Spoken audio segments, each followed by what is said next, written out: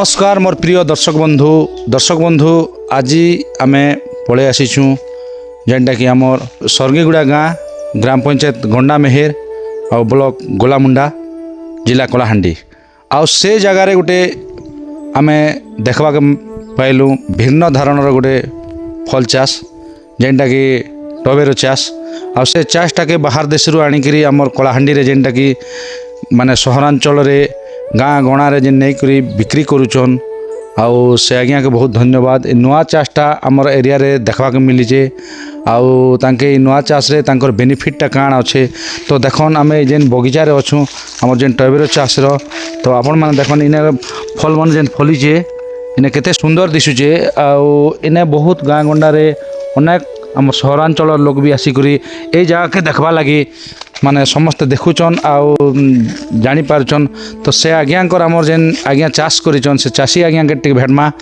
तो से आज्ञाकर ना साधुराम चंडी आज्ञा तो से आज्ञा के भेटमा जे इ चाषटा केनता करी पहला करी आमर कलाहांडी के आनिकरी माने चाष कले आउ इ चाष रे केनता फल फलाले आउ इ चाष केते चारा आनिचन माने केते एकड़ लगन तांकर चाषटा कमेचन से विषय किसी आम जानमा और तांकर परिचय टे नामा केते दिन हलना वर्षे हलना कि 2 वर्ष हलना ये नुआ चाषटा करी से केते उपकृत रे अछन ना लॉस पॉइंट रे अछन से विषय किसी जानमा तो आज्ञा आपन को नाटिक परिचय दियन। मोर ना होजे साधुराम चंडी आज्ञा मोर गाँव होजे स्वर्गीगुड़ा पंचायत गंडा मेर और ब्लॉक होजे गोलामुंडा और जिला कलाहांडी आज्ञा तो इ चाषटा जेन चाराटा आनले आपन हाँ आज्ञा तो किन आज्ञा कर सहयोग आनले ना आपन निजे निजे यूट्यूब माध्यम देखिक आनले ना किन आज्ञा आउ कहले आपन से चाष आनन आउ नुआ चाष गोटे देखान बोली कर आपन के कहले ए चाषटा आज्ञा करवार लागिनी मुई तो आगरू वेजिटेबल भितर करथिले आज्ञा फूलकोबी बंधाकोबी कोबी तापर टमाटर बैगन मिर्चा एंती जिनिस मन करथिले आज्ञा गला वर्ष हमर जने हॉर्टिकल्चर आज्ञा के भेटिथिले से आज्ञा के विजुअल मन देखाला परे आज्ञा से लोग देखला मोर विजुअल के संग संग बेर के ले तापर से लोग कहले जे नहीं आज्ञा तुमको गोटे चाष नुआटा देमु तो तुम भितर ही पार्बा सक्सेस बोलिकर से आज्ञा मुके बाची करी आज्ञा एटा गला वर्ष आम हॉर्टिकल्चर वाले आज्ञा निहारिका मैडम तापर प्रतिमा बेहरा और खगेश्वर बगर्ती से मैंने आज्ञा 3 लोक साहय आज्ञा ये चाराटा गला वर्ष 25 डिसमिल खंडे करी आज्ञा वर्ष केते करछन ई वर्ष गोटे एकर जगह करछि आज्ञा है ई वर्ष गोटे एकर करछि और ई वर्ष चाष भी भल होइछि आज्ञा और अलग जगह भी बहुत लोग मैंने देखिए आसन आज्ञा मार्केटिंग भी भल चली आज्ञा ये चाषटा के किन जगह का आपन ग्रुप वाला के दोचन ना किन आज्ञा मन आनी आछन ना आपन निकर निजे बिक्री करछन निजे मार्केटिंग दुकान फल दुकान वाले के दी देसी आज्ञा धर्मगढ़ जूनागढ़ भवानीपाटना हिंदी कर दी देसी आज्ञा और जे मांगले गाँव रे भी देसी और से हिसाब रे मार्केटिंग हो जाए। अच्छा ये माटी रे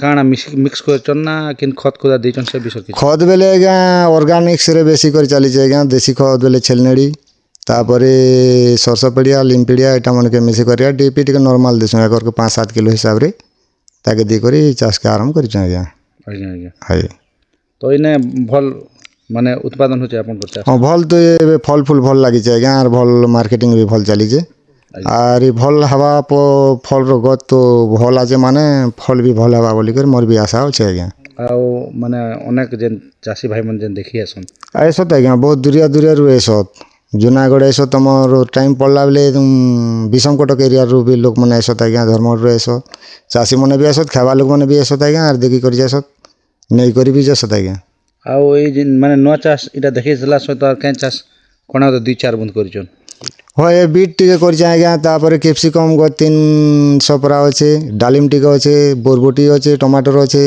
बैगन ए नुआ कर लगे आज्ञा डोली गुड़ती 5000 परा बंधाकोबी टिके अच्छे एमती सबुज रंगर चाष टिके करी आज्ञा चलुचु आरी आमर जीविका हला चाष बास धंदा आज्ञा आमर पाके चाकरी नहीं कि आर धंदा बाड़ी किछि नहीं आम चाष बास कलु कि आराम रे चलनु परिवार मिसुचु लोग भी आनी कर करासु आज्ञा आर काम करूचु। तो गत वर्ष माने आपन चाष माने चारा आनी थिले चाष करबा लागि तो केते चारा खणे आनी थिले गत वर्ष आज्ञा 25 डिसमिल चारा मते देथिले आज्ञा 5000 खंडे चारा मई पाइथिले आज्ञा से चारा जगैली केते गज भी गला वर्ष खराब भी हिजिथिला आज्ञा तापर जहाँ गज जितकी बंचीथिला से गज के आज्ञा से 25 डिसमिल जगह 50 डिसमिल बनाली 50 डिसमिल गज के जनता पानी पानी काणी दी कर आज्ञा ताके भल से रखला पर आज्ञा ये वर्ष मते तो चारा नहीं देथी से जेन जगह रे गत वर्ष लगे से चारा भी रहला आज्ञा से आर चारा बाहर करी এটা অলগা জায়গায় আর 50 ডিসমিল জায়গা খଣ୍ଡে অধিকা লগাইছে আজ্ঞা।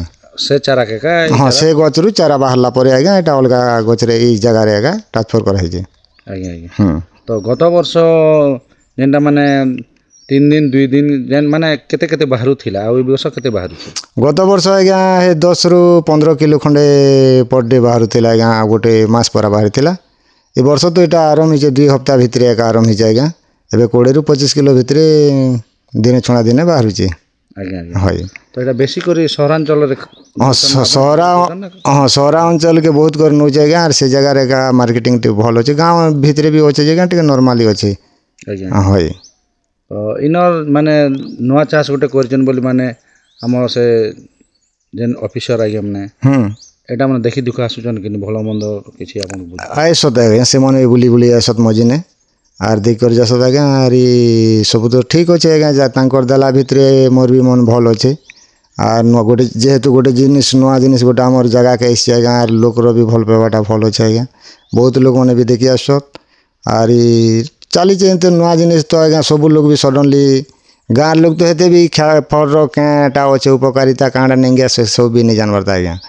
ତାର ଖଟା ମିଠା ପରା ରହୁଛେ ଆଜ୍ଞା। ଆର୍ ଫଳର ଉପକାରୀ ଜିନିଷ ବି ଭଲ ଅଛେ ଆଜ୍ଞା। ଆଚ୍ଛା, ବେଶୀ କରି ଆପଣ ତ ଫାଷ୍ଟ ଷ୍ଟାର୍ଟିଂରେ 25 ମାନେ ଡିସମିଲ୍ ଖଣ୍ଡେ କରିଥିଲେ। ହଁ 25 କରିଥିଲେ ଆଜ୍ଞା। 25 ଡିସମିଲ୍ରେ ଏଇଟା ମାନେ ବୁଡ଼ବା ଫନ୍ଦା ନା ଭାବିକି ଥିଲେ ନା ଉପକମ ବୋଲିକିରି ଆପଣ ନାଇଁ ଏଟା ବୁଡ଼ବା ଫନ୍ଦା ବୋଲେ ଯେକୌଣସି କର୍ମ କଲା ବେଲେ ତ ବୁଡ଼ବାଟା ନି ବୁଡ଼େ ଆଜ୍ଞା। କିଛି ଗୋଟେ ବି ପରସେଣ୍ଟ ମିଲବା ହିଁ ମିଲବା, ତାର ସବୁ କିଛି ବୁଡ଼ବାଟା ନିଶେ ଆଜ୍ଞା। ପରିଶ୍ରମ କରିଛୁ ମାନେ କିଛି ପଇସା ମିଲବା ହିଁ ମିଲବା। ଆଜ୍ଞା ଆଜ୍ଞା। ହଏ ସେ ଧୈର୍ଯ୍ୟ ଧରିକରି ଆଜ୍ଞା କ'ଣ ଗଲା ବର୍ଷ ଭଲ ହେଇଥିଲା ଆଜ୍ଞା।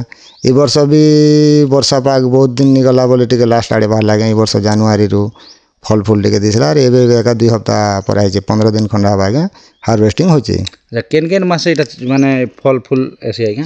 ଏ ତାର ଅଗଷ୍ଟ ନଭେମ୍ବର ଲାଷ୍ଟ ଆଡ଼େ ଆଜ୍ଞା ତାର ଫଲ ଫୁଲ ଟିକେ ଟିକେ ବାହାରିଛି। ଏ ବର୍ଷ ତ ବର୍ଷା ବହୁତ ଦିନ ଗଲା ଆଜ୍ଞା, ମୌସମ ଭଲ ନେଇ ଆସିଲା। ଆଜ୍ଞା। ତ ଲାଷ୍ଟ ଆଡ଼େ ଜାନୁଆରୀରୁ ତାର ଫଲ ଫୁଲ ଭଲ ଆସିଛି ଆଜ୍ଞା। ଜାନୁଆରୀରୁ କେତେ ଫଲ ଦିନ ଫୁଲ ପରେ ଦେଇଥିଲା, ଏବେ 15 ଦିନ ହେଲା ଫଲ ହାର୍ଭେଷ୍ଟିଂ ଭଲ ଚାଲିଛି ଆଜ୍ଞା। ଆଜ୍ଞା ଆଜ୍ଞା। ହଏ ମାର୍ଚ୍ଚ ଆଡ଼େ ମାର୍ଚ୍ଚ ଲାଷ୍ଟ ଆଡ଼େ ନାଇଁ ତାର ଫଲ ଫୁଲ ଟିକେ କମିଯିବ ଆଜ୍ଞା। ଟେମ୍ପରେଚର ବେଶୀ ହେଇଗଲା ବେଲେ ଫଲ ଟିକେ ନେଇ ଆସେ ନା। ମାନେ ଖରା ଲାଗି। ହଁ ଖରା ଲାଗି କମିଯିସି ଆଜ୍ଞା।